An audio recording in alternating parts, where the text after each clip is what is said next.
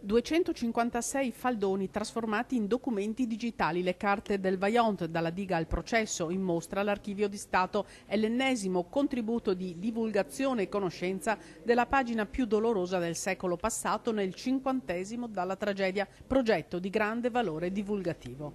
Un valore che andava oltre le vicende pur dolorosissime e diventava straordinario proprio per capire come era potuto accadere un fatto del genere. L'archivio processuale del Vaillant è il primo e fondamentale elemento del progetto Archivio diffuso del Vaillant, che tempo qualche mese sarà in rete. Si lavora da anni per trasferire la documentazione in digitale. Oltre ai faldoni del processo ci sono anche altri documenti, come quelli donati dall'allora procuratore della Repubblica Arcangelo Mandarino, mentre sono di prossima acquisizione quelle dell'allora presidente del Tribunale Mario Alborghetti. È una massa di documenti che si offre ad un'analisi che non è soltanto quella dello storico, ma è anche quella dello scienziato, del geologo, dell'ingegnere di idraulica, che cerca, attraverso le carte e le prove che sono state fatte, di trovare un senso.